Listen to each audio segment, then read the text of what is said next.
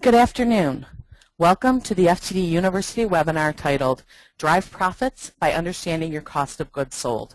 Today, you will learn how to establish a target cost of goods sold that is specific to your flower shop. Derrick Myers, a certified public accountant and certified financial planner and Vice President of Crockett, Meyers and Associates, will be leading this informative webinar.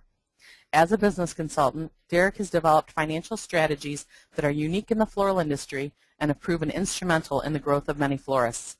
While working with the floral industry since 1983, Derrick has perfected his floral analysis program, which allows him to break down financial statements to show owners where to focus their time and energy to reduce costs and increase profits. He also provides the expertise to guide businesses and individuals toward their financial goals through management advisory services, as well as tax, estate, and financial planning. Unlike our previous webinars, we will break at several points during Derrick's presentation to take questions. If you have a question, simply type it in the question box on the upper right side of your screen. We will also take final questions at the end of the presentation. So without further ado, I'd like to turn the call over to Derrick to begin the webinar. Derrick? Hi there. Hi, everybody. How are you doing? Hey, I just want to take a couple seconds to introduce myself. I know she just did a great job of telling you kind of who we were, but Crockett Myers has been around for about 30 years. And what we do is we're actually a floral consulting and accounting firm specializing in the floral industry. And for the last 30 years, we've worked with hundreds of florists, helping them to use their financials and understand them better so that they can actually make better business decisions to help, reduce cost, increase profitability, and ultimately put more money in their pockets as the owners. So that's kind of what we do, and we've been doing this for quite some time now.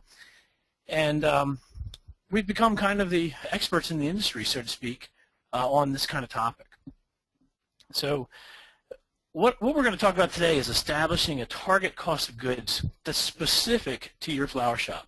One of the questions I get asked all the time in my travels is, what should my cost of goods be? And my response is, I don't know, because there are too many factors that come into play to make a guess at it. So a lot of times you'll hear people say, well, your cost of goods should be 33% or 35%. In reality, they're only guessing. And we're going to go through an exercise today that will show you exactly how to determine what your cost of goods should be for your flower shop. So to get started in cost of goods, the first thing we have to understand is we need to know what our cost of goods should be, which is what we're going to do first. But we also have to understand how we develop cost of goods. What is the mechanics behind cost of goods, and what are we really talking about? So the first aspect we have to look at is its cost of goods sold. So we have to look at sales. We have to know what we're really looking at in terms of sales. So most flower shops, traditional based on how things have been set up for years, use what we call the gross sales method of accounting. And it generally looks like this on your financial statements. So you'll see cash sales, check sales, accounts receivable sales, wire-in sales. It's all valuable information, but it doesn't help you when you're trying to determine cost of goods. So what we like to do is we break sales out differently. We use what we call the inventory sales method. Now the inventory sales method looks at what we sell by its inventory category. So for example, we would look at fresh flowers or plants or balloons. These are the things we actually sell. So we want to match our cost of goods to the items that we sell, not to the form of the sale. So it's not, whether it's a cash sale or a check sale or a accounts receivable sale is important for us to know in understanding our business and our cash flow, but it's not going to give us the information we need to analyze cost of goods. So we need to have this other information, what we call inventory sales. So on our financial statements, when we set up inventory sales, this is what you're going to see under sales. It's going to be fresh flowers, plants, balloons, dried and silks, fruit, snack, gifts. We want to know what you're selling. Okay. Then we take the other stuff, the delivery income, the service relay charges, the other outgoing wires, all the income that you generate that does not have product associated with it. These are what we call service sales. So there's no product going out the door with those. Those get moved to what we call the other income section of the financial statement. Usually we put it down the bottom because we don't want it to distort our percentages in our financial statements. So the other income goes down the bottom. That's where we're going to see our delivery income, relay service charges, all that kind of stuff. We're going to throw it down the bottom. So this is the difference between inventory sales and gross sales. And it's important to understand because as we're looking forward to calculate cost of goods, we're going to be doing everything based on inventory sales. Okay. Now, here's why we're having to do this exercise. If I were to ask you what your cost of goods should be, you can make a guess, and so can I. But here's why it becomes so complicated. Let's assume that all you sell is gifts. If your business is 100% gifts, and you double all of your product sales, so you double your markup is two times. That means your cost of goods, if everything is perfect, is going to be 50%. It's pretty easy. If we double everything, cost of goods is going to be 50%. If all we did were fresh flowers, 100% of our business is fresh flowers, and we were getting a markup, say, 4 times, which is about average. So that would be a 25% cost of goods. It's pretty simple. If we're half and half gifts, half flowers, well, we can average the two, and it comes out to 37.5. Okay, it's easy to figure out. What makes it difficult is most businesses don't have 100% fresh or 100% plants. Okay, here's a typical flower shop. This is actually a shop we worked with. When we first got them, these were their numbers. These were their annual sales numbers. So it was a relatively average size shop, doing about $292,000 in inventory sales. When you added in the delivery and the relay and the other income, the outgoing, it was about $380,000. So it was a pretty decent size shop. But here's my point is, when you look at that sales mix, you can't just say, ooh, it should be about 22% or 35%. We're just guessing. So the math behind what we have to do, we need to look at what we are selling in terms of each percentage. So if you look at, here's our sales for fresh flowers are 225. That we need to know what percentage that represents of the total, 292. So we have to do a little bit of math, and I know you guys are florists, and florists don't tend to like math, but it's not difficult math. We're just going to do a little bit.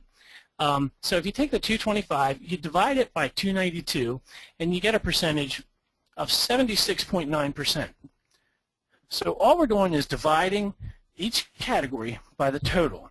So if we take plants, 35,000, divided by 292, we get 12%.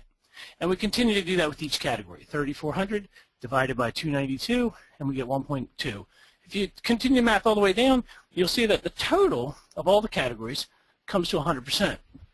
So what we've done now is we've identified what the makeup of our sales are. So we have to know what percentages all these represent. That's the easy part. Next part comes in, we have to have targets of what our cost of goods should be in each category. Now those actually I'm going to provide to you. And this is for this size shop. What will happen is the larger a flower shop gets, the lower these target cost of goods numbers go. Because, of economies of scale. The bigger a shop is, for example, if you're buying 1,000 roses, you're going to pay one price. If you buy 10,000 roses, you're going to pay a much, much lower price. And that economies of scale is reflected in these percentages as companies get larger and larger. So a shop of this size doing about 300,000, these would be the cost of goods sales numbers that we would shoot for. We typically shoot for 25% in fresh. Now I know everybody goes, well, I mark my fresh flowers up 3.5 times. If you do the math on that, it's actually, I think that's about 27, 28% roughly. But most shops really do get closer to 24 because before we calculate the 3.5 times, most shops are taking off a labor factor somewhere between 10, probably an average of 20% off the top before they calculate the cost of the product. So the average is about 25% in fresh. So that's where we get that target. The plants, right now the average is about 33, about 3 times. So most people are marking their plant materials up about 3 times. And it's also important to understand that these are just for the fresh flowers, for example. This is just the cost of the fresh flowers and the cut greens. All of the other supplies, the oasis, the ribbon, the tape, the cellophane, all those other things, the bows, the picks, the enclosure cards, all of those are going down here under design materials. And we'll talk about that category in a minute. But so each of these categories have a target. Balloons are typically about 4-time markup. Fruit and snack and dried and silks are about 2.5. And gifts are about 2, usually keystone. Some people can get you a little better markups, but what you have to do is if your markups differ from these, you have to use your margins. So if you're able to get 3 times on your gifts, then you're going to have to use a cost of goods of 33% in that category. So once you know your target cost of goods, so now we have our sales by category, by percentage, and we have what our target cost of goods categories are. So now what we have to do is, again, more math. Now we have to weight them. And the way we do that is we just simply multiply 76.9 times 25%, and that's going to give us our next number, which is 19.2. And we're really just doing this so we can come down and get this bottom number.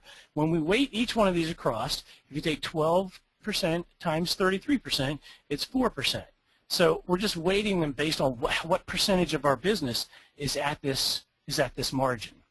So once we have all these numbers, all we're going to do is just sum them down, and that's going to give us our target cost of goods for this particular flower shop based on this particular sales mix and these markups. So if your sales mixes are different, you know, if any of these numbers changed in the sales mix or in the targets, then these numbers are going to change accordingly. Now, the only other number that's kind of a little unusual here is design materials, and you'll see that there's no sales number for design materials.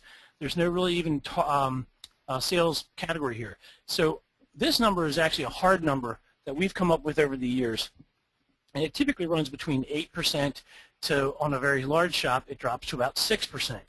But that's the cost of all of the other materials that aren't, you know, that's all of your oasis, your ribbons, your containers, your tapes and foams, and you know, anything that's not either a fresh cut or a plant or, you know, a dried and silk, you know, and it kind of gets spread between all these categories because, you know, your design materials, you're going to use them with fresh, you're going to use them with plants, you're going to have containers, you're going to have baskets, you're going to use them with balloons, you're going to have ribbons, dried and silks, you're going to have, again, you're going to have containers and probably oasis or some kind of a foam, tape, all this kind of, so all of these design materials are being used all throughout all these categories.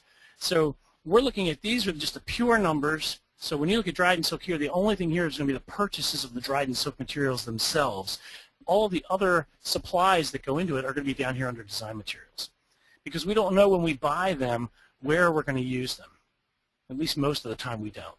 And there are some baskets that are specific for fruit baskets, and you know, in that case they might go under fruit. But for the most of the time, we don't know when we buy a container if it's going to be used with a fresh flower, if it's going to be used with a dried arrangement, if it's going to be sold as a gift. We don't normally know when we buy it. So that's why this gift line is here, and it's a little bit different. It's just a hard number. So that's where we get our 35.57% now. So we got 35.7% cost of goods for this particular flower shop with this makeup of sales. Okay, so that's the calculation. That's how you do it. So if you calculate this way, you will know what your cost of goods should be for your shop. So you have to first get your sales, and if you have any, this is a good spot that if you guys do have any questions on what we just did, let me know. I'm going to kind of recap it while you fire in some questions. But so basically, you have to know what your sales are. You have to make sure they're the inventory sales only. So most of your systems, if you're using POS systems like Mercury, X3 and all, you can print a product sales report, which will just show you sales by product. You can group them, you know, in fresh, so you take like your weddings and your funerals and your arrangements and all those that are fresh flowers, group them together, get a total of your fresh sales. Do the same thing with your plants and with each of the categories. Come up with your different categories. Get your sales by those groupings. Once you have your sales grouped, then all you got to do is calculate your percentages, bring over your cost of goods percentages, your targets, and do the math on the calculation. Okay. So I mean that's pretty much how you calculate it. Now we do have a little bit of a shortcut for you here. This cost of goods generator is a target cost of goods generator that we've come up with at CMA, and if it opens, which it should open, it's doing something. Why is it not opening? Okay, no, that's not it. What's it doing? It's not going to work. No. Hang on, let me jump out and get it. There it is. Okay. Target cost of goods generator just opened in the background. I didn't see it. This target cost of goods generator does the same math that we just did. But what it does is it lets you choose based on the size of the company that you're dealing with.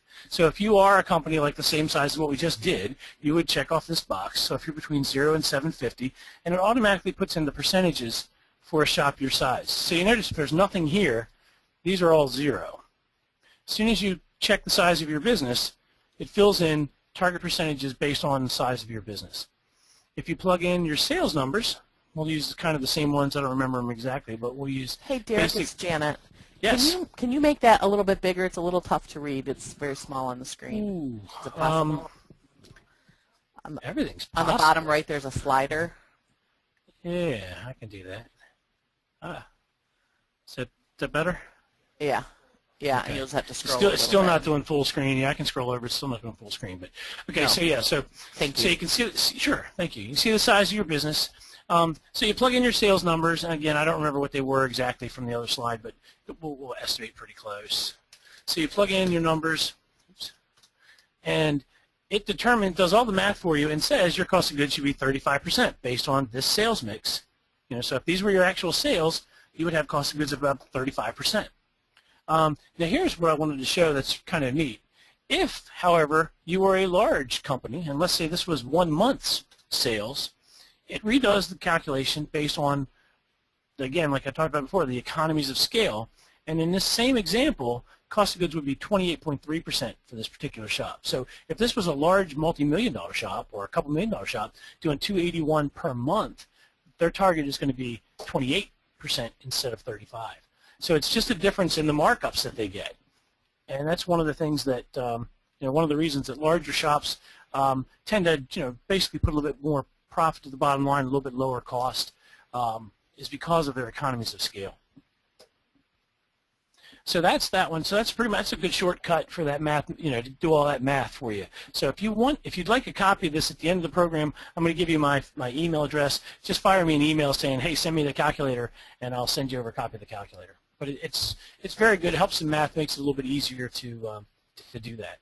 Uh-oh. I jumped out of my program, didn't I?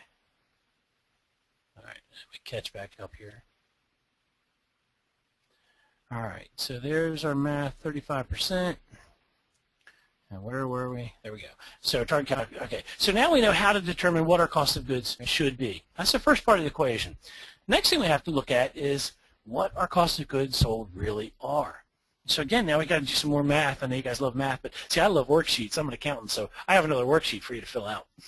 And basically here what we're going to do is we're going to take the same sales numbers that we looked at before in the previous slide. And again, this was a real example of a real florist. So here are the cost of goods sold numbers that they had for that shop. Now again, part of getting this information and having this information correct is making sure you have your general ledger set up to get this information for you. So, assuming you're using QuickBooks or some equivalent kind of program where you're tracking all of your expenses, you need to record your expenses in these kind of categories. So whatever sales breakdown you're going to use, make sure you have the same breakdown in your cost of goods so that you can track fresh flower cost and plant cost and balloon cost, because then you can match those against the sales and determine if you're hitting the right targets. And that's what we're going to do here. So it's important to show initially that if you just look at the math on this, they've got $117,000 in purchases. That's 40.2%. Okay, so we just said their target was 35.7. So we already know there's an issue here. There's an area that they can work on and save some money. There's almost 5% here that they can save. So 5% on $300,000, that's $15,000 that they can put in their pocket if they get this area straightened out. So it's very important to understand how to analyze this and make sure you can capture this money back. Next thing we look at are the cost of goods percentages. Now this is, again, here is where we're taking the actual dollars of money spent on fresh flowers. We're dividing it by the total sales in that category, and that gives us a cost of goods of 28.6. Okay? Here we're taking the plants that we bought, the materials that we bought, 11,000, dividing it by 35,000, that gives us 33%. Okay? And we do that for each category. So we take the cost of goods divided by the sales, that gives us the percentages, cost of goods percentages for each category. Now again, design materials does not have a sales category. We're dividing this number by the total sales number, and that gives us 9.4%. Now, The targets that we had on the previous page for cost of goods were these same targets that we're bringing over. And now all we do is strike a difference to find out where we're off, where we're messing up in our cost of goods. So we see a bunch of negative numbers. Negative indicates that we're losing money in them, that we're doing poorly in these categories. But here's the thing that's really important to understand. We are not using a weighted cost of goods here. And what I mean by that is when you look at 3.6%, that looks pretty bad, but down here you see 7%. You think, wow, that must be terrible. But this 7% is only on $2,000 in sales. So in this area, we're only losing $140. It's not really that big a deal. So we have to look at it in terms of its weighted value. So here we're talking about $225,000 that are off by 3.6%, which is about $9,200 roughly. I didn't do the math, I'm guessing. But it's $9,000 or so. So this category is much more important to us than really any of these three here that look pretty bad. Now, this bottom one is based on the total sales number. So now we're talking 1.4% of 300,000, which is a significant number. What's that going to be? About 3,500, 3,800. So these two categories, fresh and design materials, are where we're losing 6 or 5% of their profit is in those two categories. So this report is what you would use to find out where you're having the problems in your cost of goods. So first you got to find out what your target should be, then you got to check your actual against your once you know there's an issue, you got to dig in here and find out where the problems lie. Most of the time you're going to find them in fresh flowers and in design materials because that's the majority of your business tends to be those categories. So once we have this information, now we know we've got a problem. So now we have to go ahead and look at how do we solve this problem? What are some of the things that we can do? So here's some places that you can look if you have cost of goods that are too high. And the first one is going to be in your pricing models. So the generic pricing model that everybody uses out there right now is you take an order, you take 20% off the top, you mark your fresh flowers up 3.5 times, you mark your hard goods up 2.5 times, and you figure out the difference, and everything works out fine. And that works very well as long as you really price it that way. Okay? If you're pricing something different, or if you're pricing that way and it's not working, then you may need to make adjustments. Maybe your labor for some reason is a little bit more expensive than everybody else's because of the area that you're in, so maybe you need to take 25% off the top instead of 20. Or maybe your product costs more because you're in the middle of nowhere and it has to be shipped to you a lot further and you're paying higher shipping costs. So maybe 2.5 times is not enough to cover all your shipping costs and your costs. So you have to make sure your pricing model is working and get you the numbers that you need. The other thing the next thing we have to look at is our buyers. Okay, buyers, we can't let them overspend.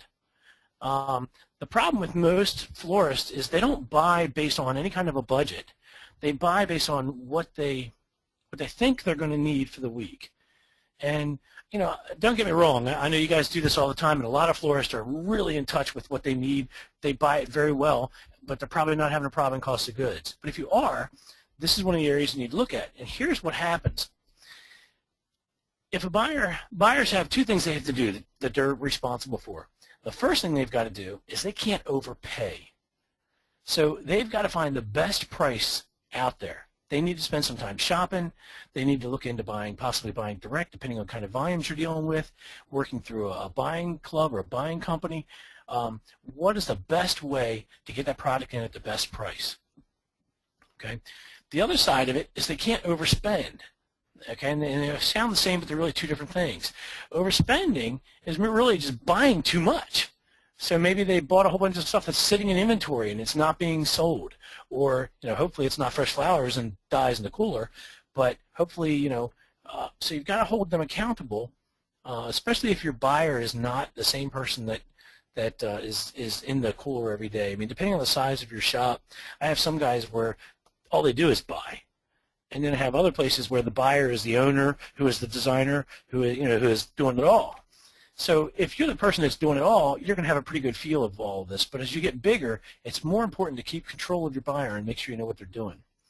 The buyer's budget calculator, we'll take a look at that real quick too. This is another calculator that we use, and it's very similar to what we just looked at. Try to make it a little bit bigger again. It's very similar to what we just looked at, only this time when we plug in our numbers here, what this does is if we say what we think sales are going to be. So we're anticipating now. So we can do this one of two ways. We can say what was sales maybe last year. Okay, so let's just plug in some numbers. So let's just put in $10,000 and 2,000 plants. Okay, so just simple, and well, we'll throw some gifts in there too. 505, well, a couple thousand in gifts. All right, so we just plug in some numbers. So what it does is assumes, using the same markups that we did before, based on the size of your shop, it assumes if these are going to be your sales, or if these were your sales last year, then this is how much you should spend to have a 37.5% cost of goods. And again, it's a little higher cost of goods because of the percentage. I put a big chunk of gifts in here. If I put much less gifts in here, it's going to go back down to the 35 range. Excuse me. So it goes back down to the 35 range. So you just plug in the numbers of what you think you're going to spend. Now, if this were last year, you could say, well, you know, hey, we've been running up 5%. So you can put 5% in here, and now it increases your projected sales by the 5%. And it says, so you can spend $4,800, and you're at 35%. So it tells you how much to spend in fresh, how much in plants, how much in gifts, and how much in hard goods and supplies. So it gives your buyer a target of how much to spend based on what you think sales are going to be. And that's all it does. So if sales are going to be all fresh, if that's the only thing you're going to project, you're just worried about what they're going to buy in fresh, it tells you how much to buy in fresh, how much in supplies, and you end up with cost of goods of 33% if you're just dealing with pure fresh. Okay, and that's pretty much 33% is pretty average target for a company of a smaller size. Okay. So that's the target buyers. That's the buyer's calculator. So it just shows you how to calculate for the buyer and how to not overspend. Now, here's the next problem that we have. And this actually goes hand in hand with buying too. But overstuffing is a really big issue.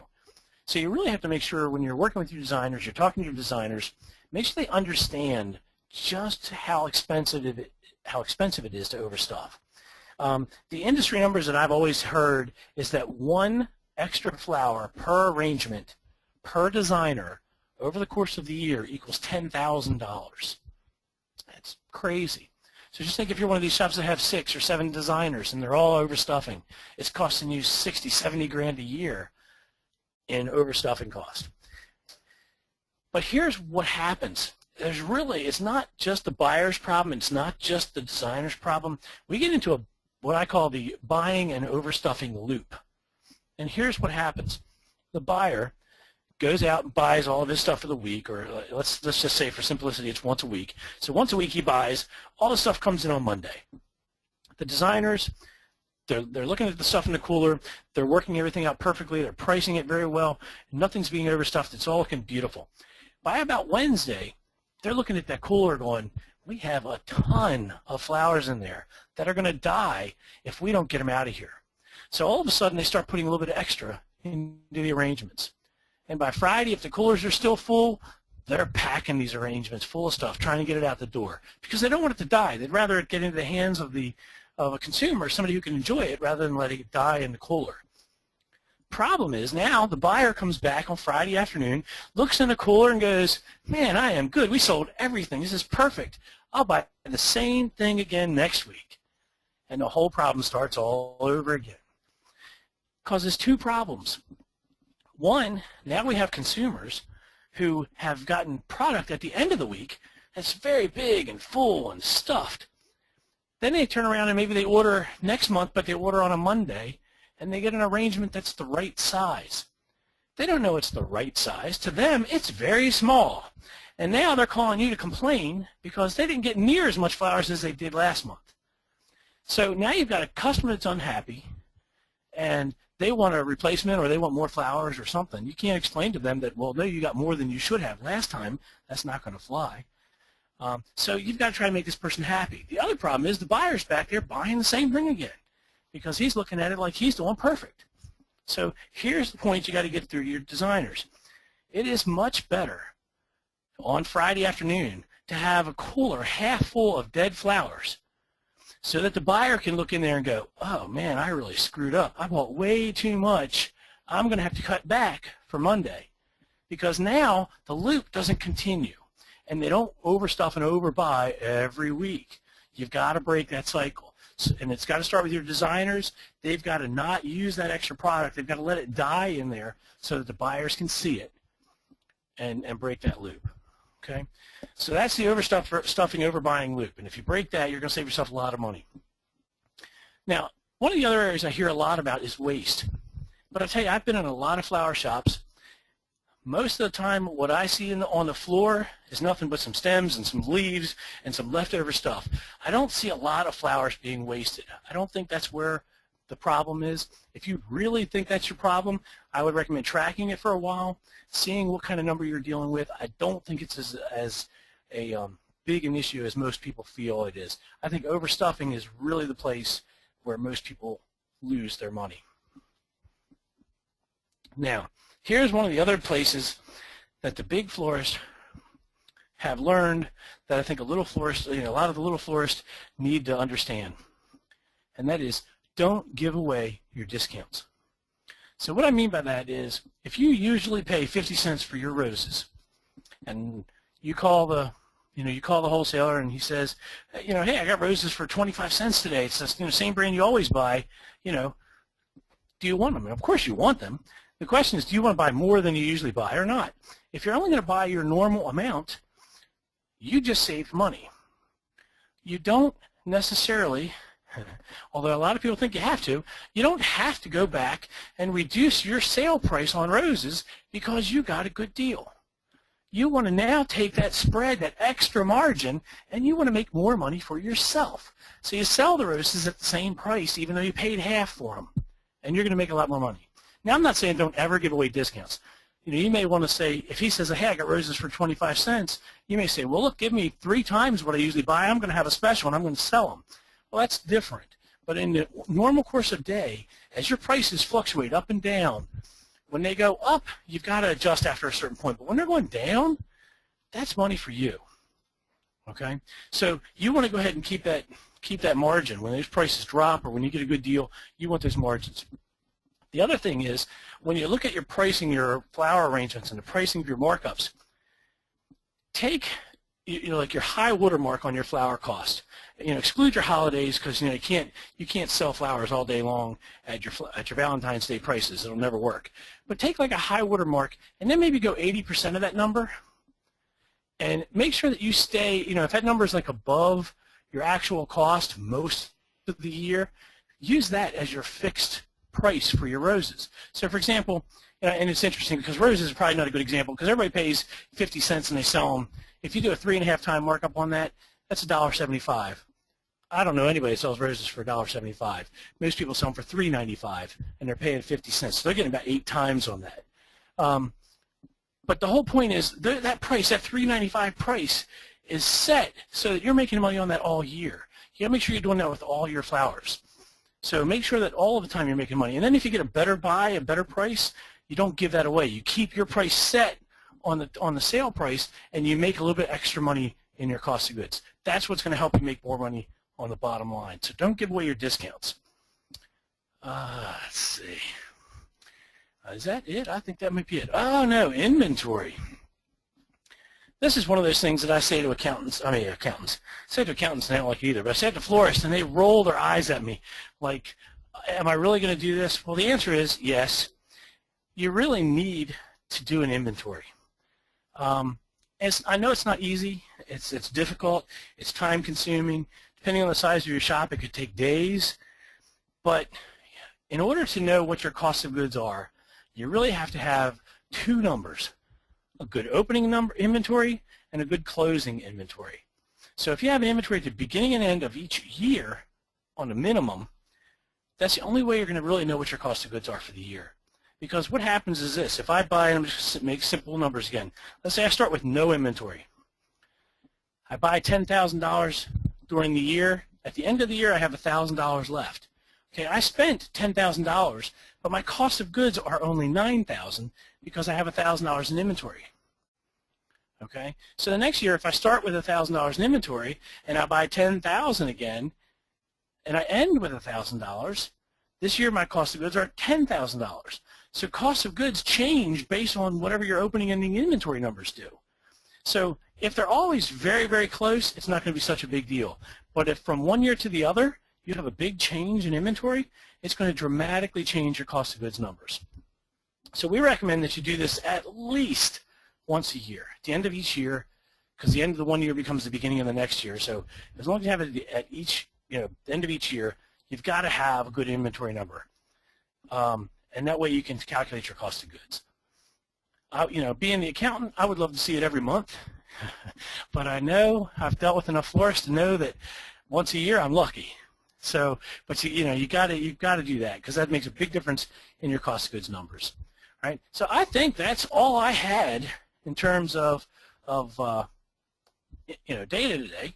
If you guys have any questions about how to do any of this or anything else, we'd be glad to take those now. And I guess that's where we are. Great. Derrick, thank you so much for sharing a lot of great information with us today. As we mentioned, we will answer any final questions, which we didn't have any during. You were very clear on everything, so that was great. Remember, guys, if you have a question, simply type it in the question box on the upper right side of your screen. Yes, Evelyn has a question. Is there a form to use to do an inventory? Well, I have a couple worksheets that we use. I mean, nothing that's like magical. It's basically just you need a couple columns. You need a description column, you need a quantity column, and you need a cost column, and then you need a column to multiply it out. So it's really just cost times quantity equals current value. And you want to do it based on cost, not current. Generally it's not current value. Again, check with your accountant on that. Most accountants are using cost for when they're taking inventory. There are other types, so check with them, make sure that you're doing cost, but that's generally what you're going to do, is just take your original cost times the quantity. So really only talking 4 columns: a description, a quantity, a cost price, and then you multiply the two and you get your current value. All right, Evelyn has another question. She said she has inventory that she didn't purchase. How does she handle that? That's really interesting, because so I assume it was either given to you or it came from somewhere else. What's going to happen in that case is your cost of goods are going to look lower than they really are, because there's really no way to record that at this point, because if the company's not buying it, that means your cost is 0. So if your cost is 0 when you sell it, your cost of goods are going to be 0. So it's going to distort your cost of goods until you get it cleared out of your inventory. But there's really no way to account for that that I can think of, because there's no hard cost there. All right. We've got a question from a couple of people. So they were asking how to get the calculator spreadsheets. So just a reminder, guys, Derrick's email is up on the screen, derrick@crockettmyers.com. Email him. Let him know that you listened to the webinar and you wanted to see those spreadsheets, and he'll be happy to email those to you. Absolutely. We do have a couple more questions. Okay. Lisa said, the Mercury system shows all wire orders as just wire and creates a new product for each FTD code. We try to keep it as basic product codes for pricing, but how do we do this if the history is very mixed over 5 years? Yeah, well, generally the incoming wire codes, most of them are going to be fresh flowers, probably about 95% if I'm not mistaken. So what we generally do is take the incoming wire codes, lump them all together as part of the fresh flower cost or sales. So we just pull them all together in fresh flowers. So whether they're broken down for 1 year or lumped into another one for another year, we kind of count them all as fresh flowers just for simplicity. I hope that helps. There's no really perfect answer in that situation, and what you'll find out with a lot of accounting is, although it's most accountants are very anal and want to count everything, there's a point where it's not practical to try to break down every single component. So a lot of times we do a little bit of almost artistic license and say, look, we're going to have to count all this as fresh, because there's no way to know out of 100 incoming wire orders if one of them happened to be a plant, unless we have all those categories broken down, and unless every single category is being recorded through the system, which I know it can, but it gets very cumbersome. So hope that helps.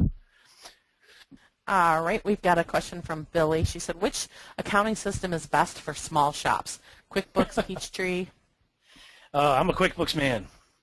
I find QuickBooks to be definitely the easiest. Almost all of the point of sale systems now interface with QuickBooks. I think 98% of small businesses now use QuickBooks. It's amazing. They have completely dominated the market. So every accountant knows it, whether they like it or not. They know it. And some of the other things, the features that it has that I find very very good are we use QuickBooks on a daily basis, and we use what are called the accountant's copies. So basically, the florist sends us an accountant's copy. We're able to work with it, make journal entries, change coding, move things around, get it to where it should be, and then we can send those changes back to the florist, so that their QuickBooks now matches the financials that we generate. So it works very well at keeping the information up to date and keeping everything very clean. So that's my favorite. All right. Just don't forget, guys, if you do have a question, simply type it in the question box on the upper right side of your screen. We do have another question from Lisa. Just confirming how to account for the labor. Is it the 20 to 30% taken off the original amount? Yeah, that's what most shops are doing that now. Most shops take 20% off the top. If it's wedding and funeral work, they take more off, usually 30% off the top. But yeah, so it's usually taken off the top. So if you have I'll just make it easy. If you have a $100 order, then you're going to fill product up to $80. So once you do your markups and everything, you'll use of $80 worth of retail product in a $100 order. That's typically what most shops are doing now.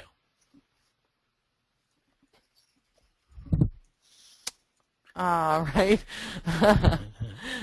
Jude wants to know if you'll stop by the shop and make house calls. Anytime. All right.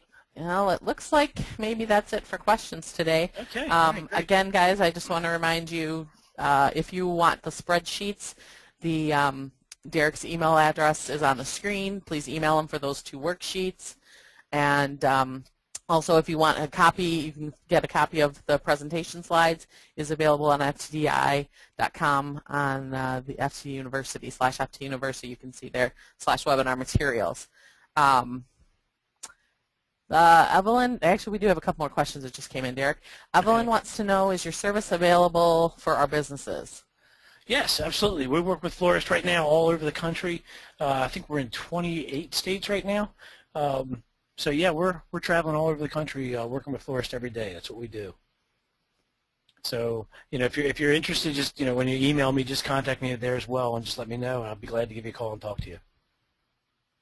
All right, we've got a question from Jamie. How about funeral work? How do they figure out greens and materials? Again, usually, like I was saying, most people take 30% off the top when they're calculating funerals, and then the greens and all calculated the same way. You're doing your green, anything cut, fresh flowers and greens, you want to do a 3.5 time markup on. I know a lot of people think greens, they don't think of greens as flowers, but in today's day and age, some of our greens can be just as expensive as our flowers, and we want to make sure we're getting proper markup on those as well. So yeah, you want to calculate greens and flowers at 3.5 times, and then the hard goods, the easels and sprays, all that stuff at 2.5, and then fill up to 70%. So 70% of it's going to be retail, the other 30 would be your labor. And you end up with cost of goods. If you do that, you end up cost of goods probably in the 30% range, which is pretty good. I mean, 30 or less depending on your volume. All right, great. Well, we are out of questions now. All right, very good. Well, thank you, everybody. Appreciate you all paying attention and listening. Yep, and we just want to thank everybody for attending today's webinar. If you missed a portion of this webinar or would like to view it again, a replay will be available at FTD University Online next week. As I mentioned, the webinar materials are available at ftdi.com. Just click on the FTD University logo on the bottom of the home page, and then click through to the webinar series page. We will be sending you a brief survey to gather your feedback in today's webinar, so please complete the survey to help us improve future webinars and other education programs for you. Our next FTD webinar is scheduled for Tuesday, November 12th. FTD education consultant Jeff Corbin will discuss the florist shrinking share of the sympathy market and present solutions to help you take charge and put new life into this industry tradition. Registration is already available at ftdi.com, so be sure to register as soon as possible to reserve your spot. And again, thank you, Derrick, for sharing such great information on establishing target cost of goods sold. This does conclude FTD's webinar, Drive Profits by Understanding Your Cost of Goods Sold. Thank you.